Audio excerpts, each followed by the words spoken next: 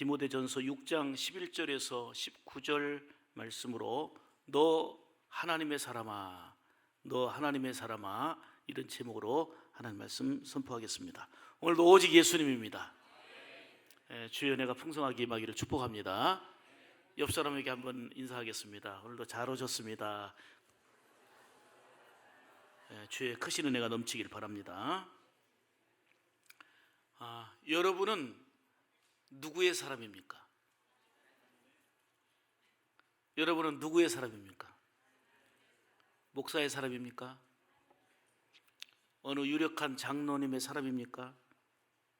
사람들은 어떤 강력한 사람에게 속하면 뭔가 도움을 받고 유익을 얻습니다.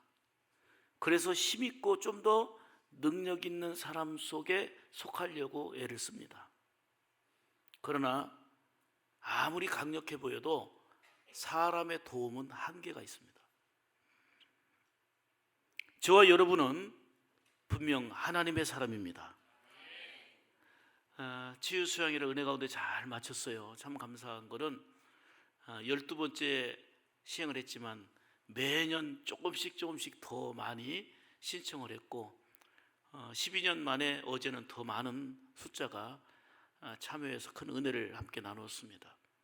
모든 영광 하나님께 돌리고요, 받은 은혜 많이 울면서 감사하면서 기뻐하면서 축복했던, 그게 미리 맛보는 천국 생활이잖아요.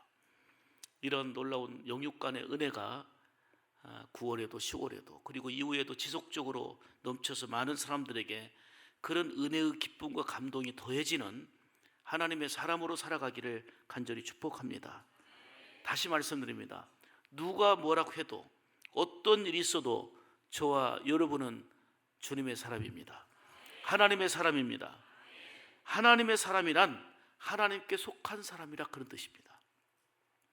어떤 자리에 앉아도 어디에 서 있어도 나는 하나님께 속해 있다, 주님께 속했다는 얘기입니다. 구원받은 하나님의 자녀라는 것입니다. 그리고 하나님의 사람이라는 것은 하나님이 힘들고 어려울 때든 기쁘고 즐거울 때든 어느 순간에나 함께 하시고 그리고 보호하시고 지켜주시는 사람이라는 뜻입니다. 삶 가운데 개입해 주셔서 돌보시고 책임져 주신다는 거예요. 얼마나 든든하고 감사한 일입니까? 또 너 하나님의 사람이라는 것은 너는 참으로 귀한 사람이다 하는 거예요. 왜 귀해요? 인맥이 많기 때문에, 배경이 든든하기 때문에? 아니에요. 주님 때문에 귀하다는 거예요. 주님 때문에, 주님께 속했기 때문에. 저는 분명히 자부하고 감사하는 게 있습니다. 다른 사람 비교할 건 없지만 많이 갖추지도 못했고 그리고 잘난 것도 없지만 하나님이 참 귀하게 쓰신다 하는 거에 대한 고백이고 감사하고 있습니다. 내가 하나님의 사람으로 쓰임받고 있다, 이거에 대한 자부심이 있고 감사의 고백을 늘 드리고 있습니다. 여러분 역시 하나님 보시기에 너무 존귀한 하나님의 사람임을 믿습니다. 그렇다면 하나님의 사람답게 살아가는 거, 이게 우리의 삶의 방향이 되고 목표가 되어야 합니다. 이사야 49장 5절에 보면 나는 여호와의 보시기에 존귀한 자라, 나의 하나님이 나의 힘이 되셨도다. 다시 야곱을 자기에게로 돌아오게 하시며 이스라엘을 자기에게로 모이게 하시려고 나를 태에서부터 나옴으로부터 자기 종을 삼으신 여호와께서 말씀하시니라, 이렇게 말씀하셨어요. 이 말씀을 붙들고 하나님 보시기에 나는 귀한 존재다, 나는 하나님의 사람이다 라는 감사의 고백으로 이제 9월을 시작하고 우리의 삶을 열어가기를 간절히 원하는 것입니다. 오늘 본문도 보세요. 너 하나님의 사람아, 너 하나님의 사람아, 이렇게 선언하고 있습니다. 하나님께 속해서 구별된 사람이라는 거예요. 하나님께 속하여 구원받은 사람이라는 거예요. 하나님의 보호하시고 지켜주시고 함께하는 사람이라는 거예요. 너 하나님의 사람아, 하나님 앞에서 귀한 존재라는 거예요. 이 말씀 붙들고 우리는 감사함으로 하나님의 자녀답게 사는 거, 이게 우리의 신앙생활의 목표이고 비전입니다. 사람이 사람다우면 삶이, 세상이 훈훈해집니다. 예수 믿는 사람이 믿는 자다워질 때에 감동이 있고요.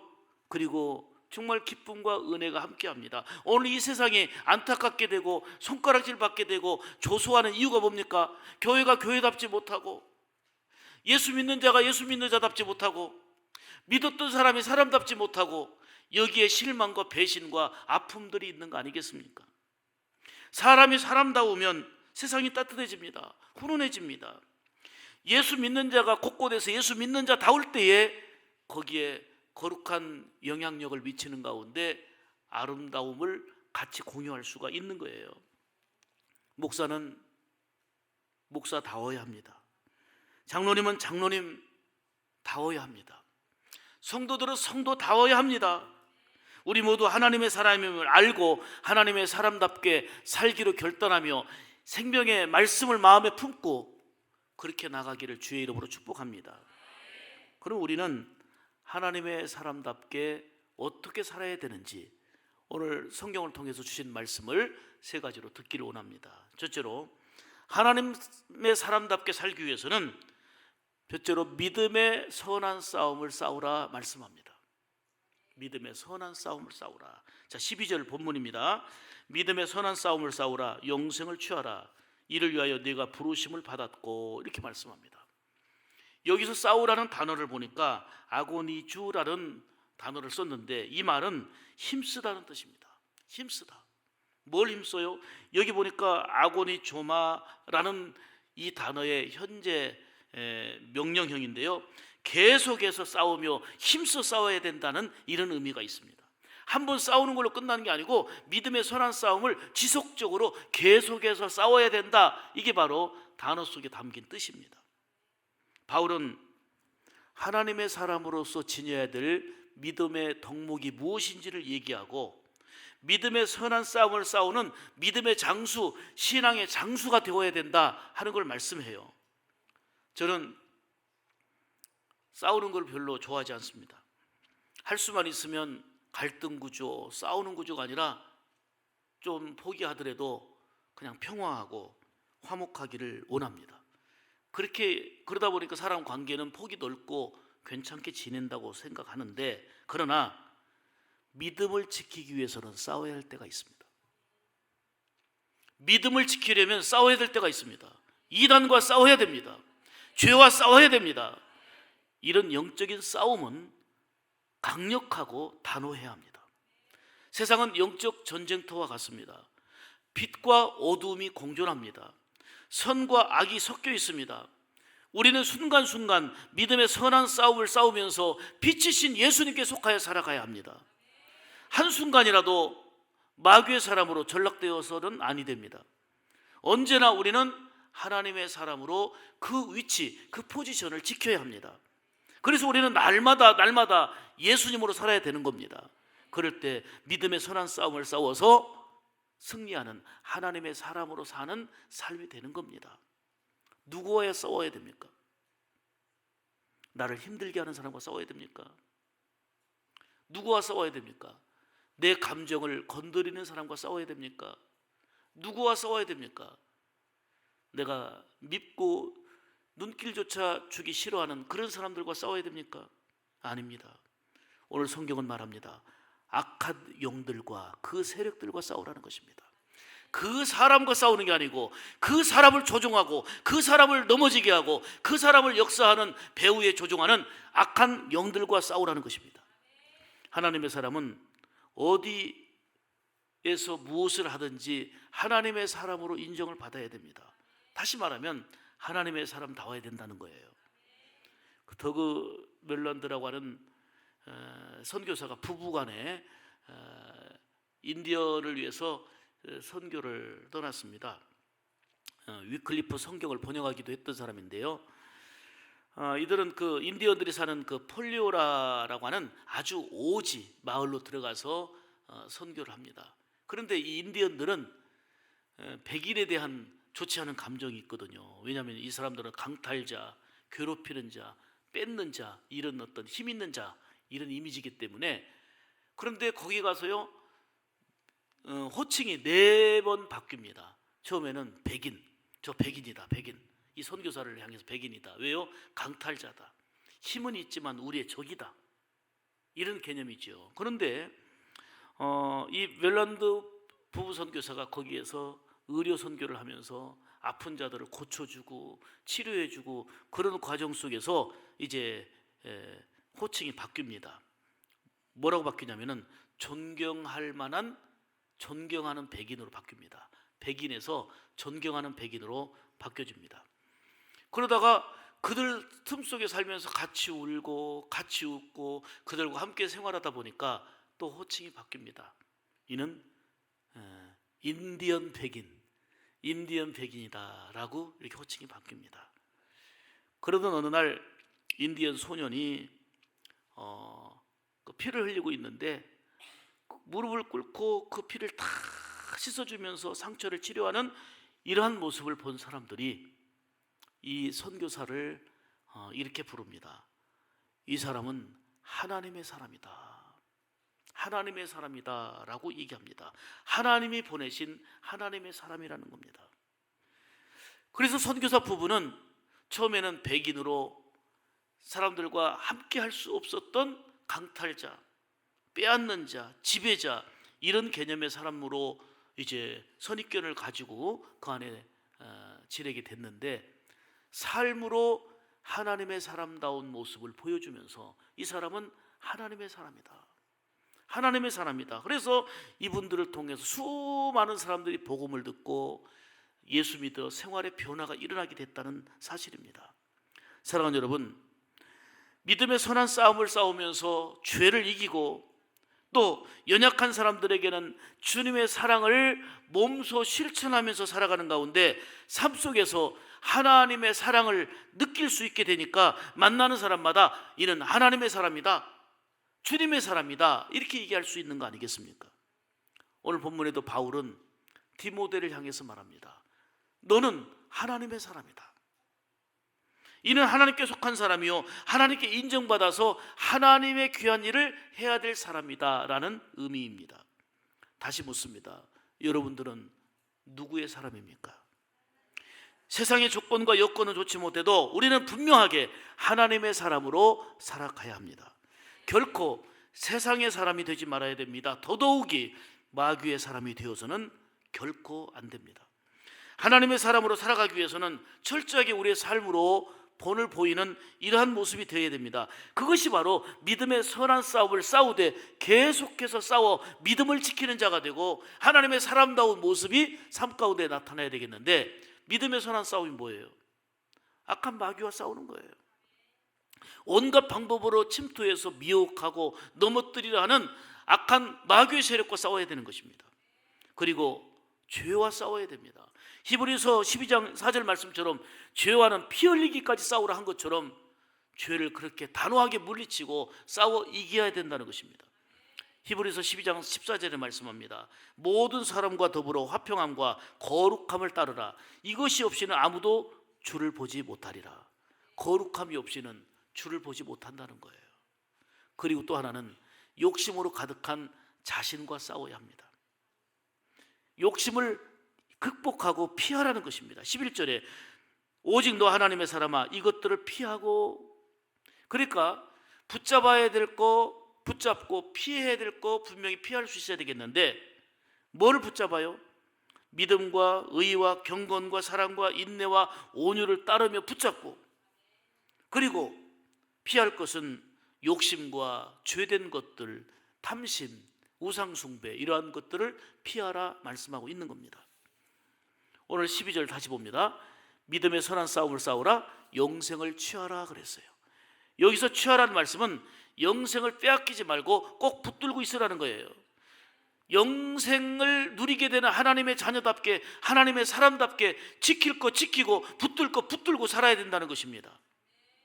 하나님이 예수님을 십자가에 내어주어 우리에게 영생이라고 하는 엄청난 선물을 주셨습니다. 어떤 일로도 마귀에게 빼앗기지 말고 믿음의 선한 싸움을 싸워서 영생을 취하라, 영생을 붙드는 자가 되라, 이걸 말씀하고 있는 것입니다. 온갖 유혹으로 넘어지게 하는 악한 영의 세력들이 정말 많이 존재하고 있습니다. 믿음의 선한 싸움을 싸워야 될 때입니다.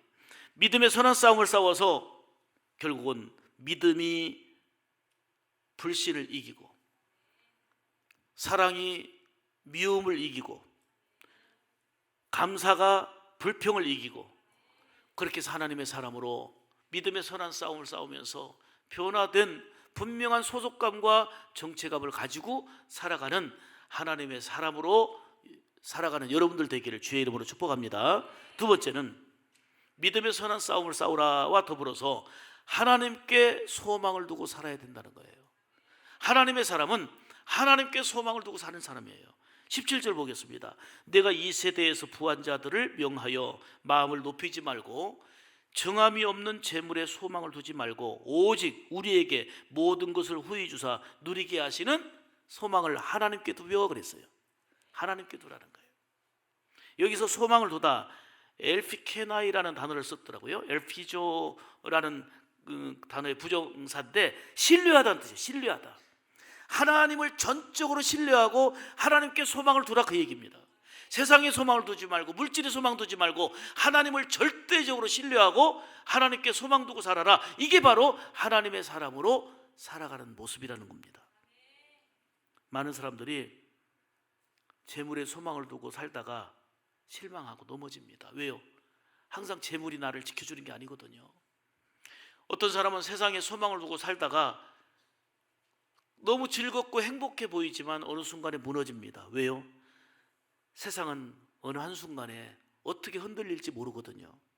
세상이 흔들릴 때 내 소망도 흔들리는 거 아니겠습니까? 어떤 사람은 건강도 지식도 그리고 자기가 붙들고 있는 그 어떤 것들이 흔들림으로 말미암아 소망이 흔들리는 경우가 참 많이 있습니다. 여러분, 우리가 힘써 세우지만 무너지는 것은 한순간이에요.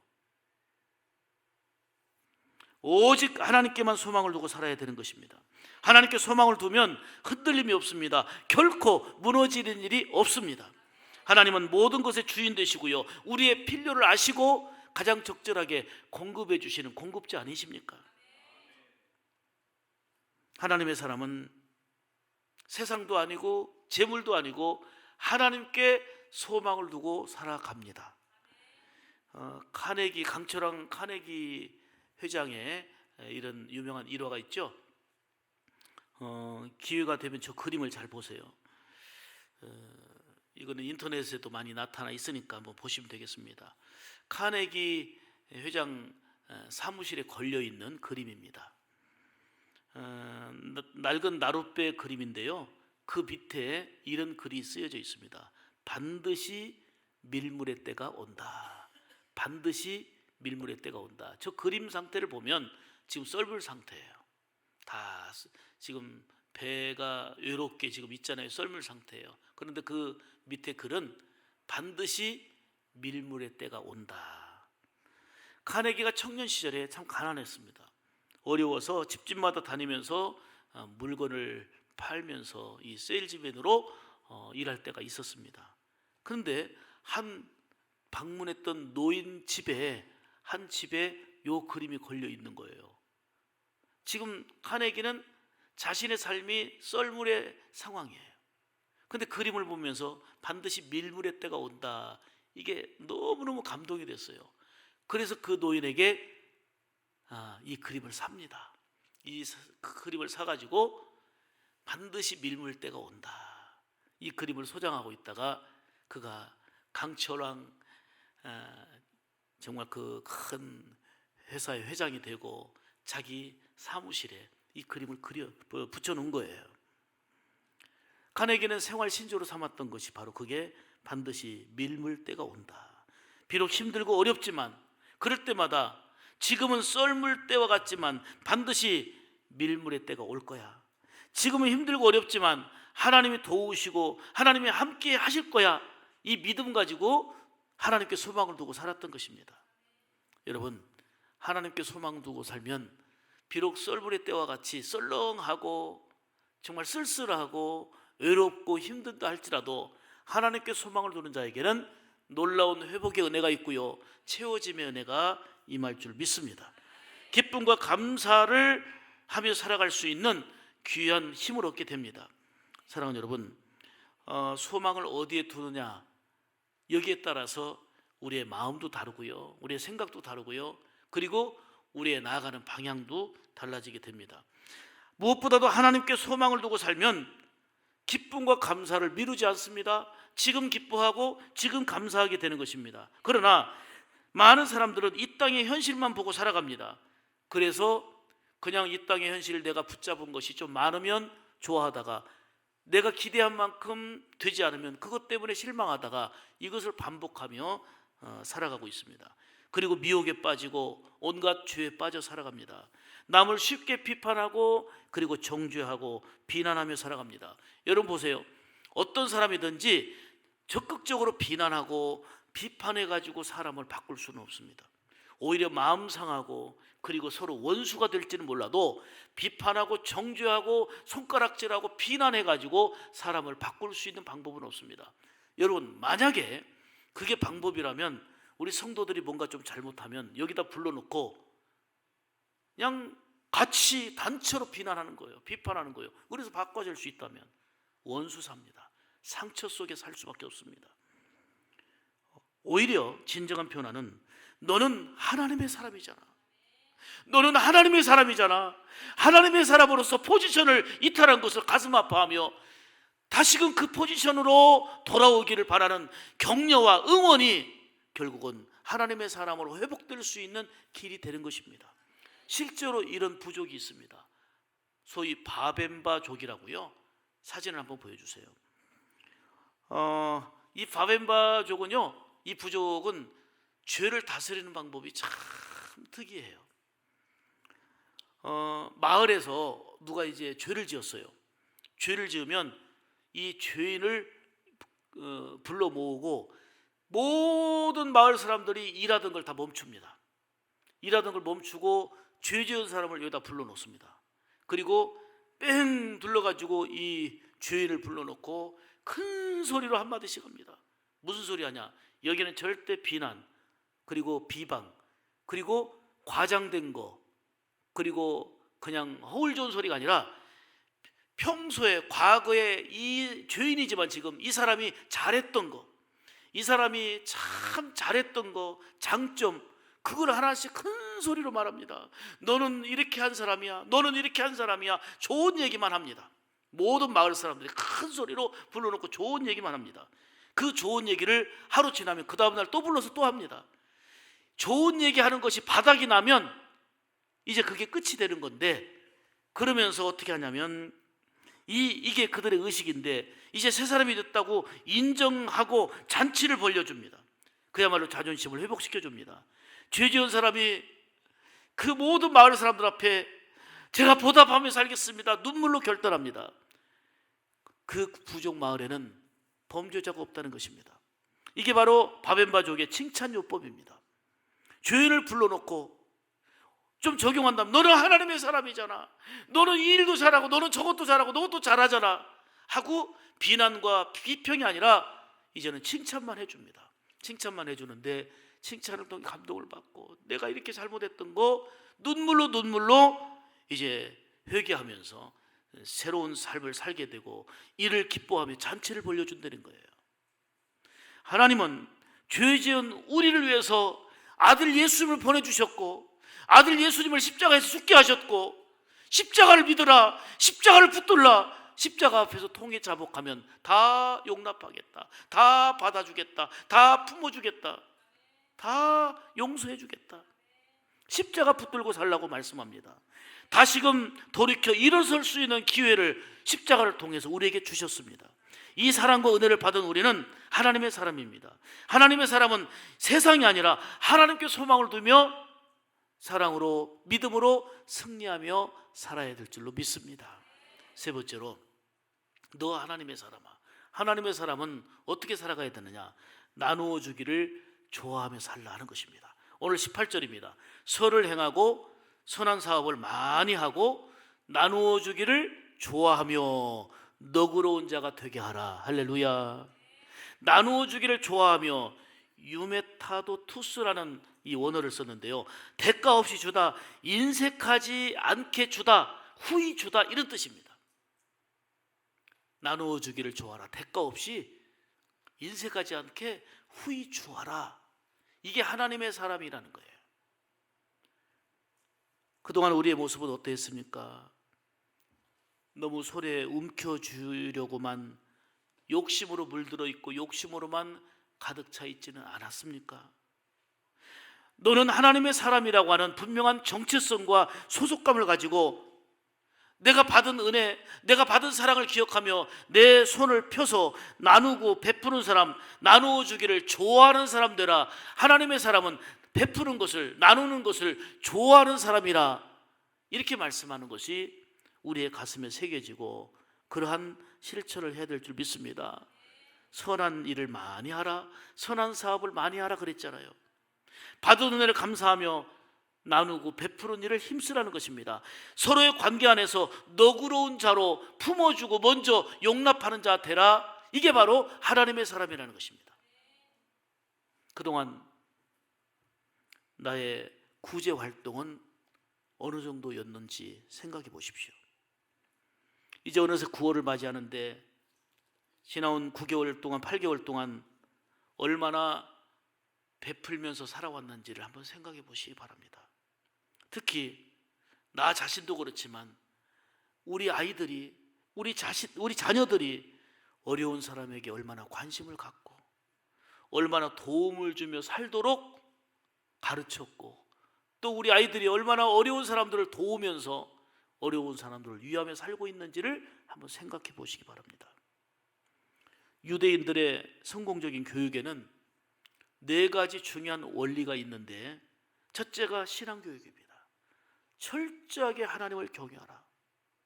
철저하게 말씀으로 하나님을 섬기도록 하나님을 경외하는 것입니다. 이게 첫 번째입니다. 두 번째는 자녀를 함께 모아서 교육적으로 자녀 교육을 철저하게 시킵니다. 그리고 세 번째는 역사 교육입니다. 민족관, 역사관, 또 하나님의 역사. 그리고 네 번째는 기부 교육입니다. 많이 베풀고 살아라. 이게 하나님의 마음이다. 하나님이 원하시는 거다. 이거를 가르칩니다.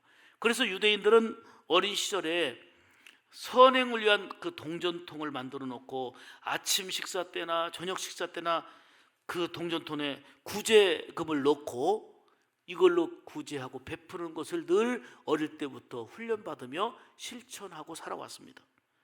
그래서 세계적으로 기부를 가장 많이 하는 사람들의 통계를 보면 지금도 대부분 유대인들입니다.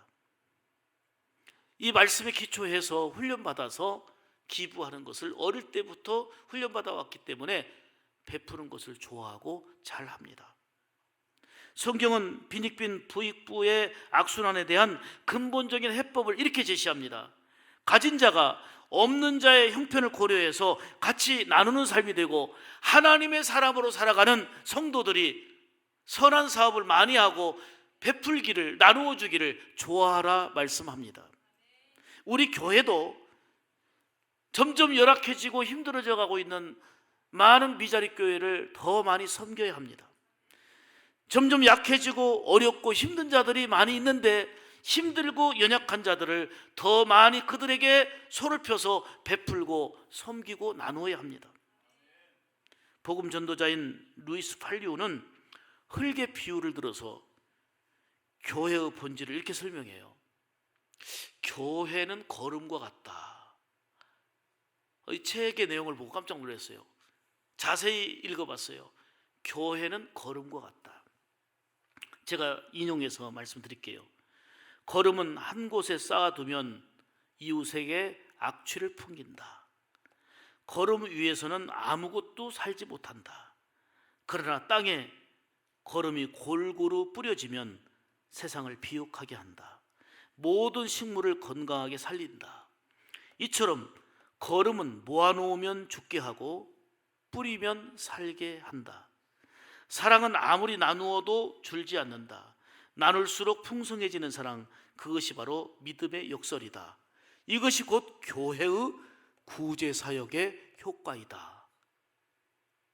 걸음은 쌓아두면 그냥 악취를 풍겨요. 그런데 곳곳에 뿌려지면 식물을 건강하게 살리는 것처럼, 비옥하게 하는 것처럼 오늘날 많은 교회들이 재산 거푸가 축적되니까 문제예요. 정말 하나님의 영광을 위해서, 그리고 어려운 이웃들을 위해서, 미자립교를 위해서, 선교사를 위해서 하나님이 기뻐하신 일에 힘껏 두 손을 펴서 쓰고 베풀어야 됩니다. 너 하나님의 사람아, 나누어 주기를 좋아하라. 너 하나님의 사람아, 선한 일을 많이 하라. 너 하나님의 사람아, 선한 사업을 많이 하라. 이게 18절 말씀입니다. 그런데 세상 사람으로 살아가면 이런 거를 하기 싫어합니다. 왜요? 욕심으로 가득해 있고, 물질의 사람이 되고 더더욱이 악한 마귀의 사람이 되면 이 선한 일을 반대합니다. 아름다운 일을 반대합니다. 왜요? 하나님의 기뻐하는 일을 즐거워하지 않기 때문입니다. 하나님께서는 너는 하나님의 사람이다. 하나님의 사람은 선한 일을 많이 하고 나눠주기를 좋아하고, 그리고 모든 관계 안에서 너그러운 자가 되라 말씀하고 있습니다. 사랑하는 여러분, 유대인 랍비의 가르침이 참 마음에 깊이 새겨지는데요, 가지고 있는 것은 모두 사라진다. 그러나 주는 것만이 남는다. 내가 가지고 있는 것은 다 사라지지만 주는 것은 내 손에서 없어지는 것 같지만 그것이 남는 거라는 거예요. 그래서 성경에는 많이 베풀라는 거예요. 많이 나누어 주라는 거예요. 이게 바로 하나님의 사람의 모습이라는 것입니다. 사랑하는 여러분, 우리가 이 험한 세상을 살면서 분명하게 하나님의 사람임을 인식하고 하나님의 사람으로 살아가기를 축복합니다. 믿음의 선한 싸움을 싸우며 온갖 유혹을 물리쳐 이기는 믿음의 장수가 되기를 원합니다. 그리고 세상이나, 그리고 재물이나 그 어떤 것에 소망이 아니라 하나님께 소망을 두고 살아가는 하나님의 사람으로 살아가시기를 축복합니다. 더 나아가서 하나님의 사람으로 살면서 선한 일을 많이 하고 선한 사업을 많이 하고 나누어 주기를 좋아하고 관계 안에서 너그러운 자가 되어서, 과연 저 사람은 하나님의 사람입니다, 하나님의 사람임을 입증하고 하나님께 영광 돌리는 하나님의 사람으로 살아가는 우리 샘물 가족들 다 되시기를 주님의 이름으로 축복합니다. 기도하겠습니다.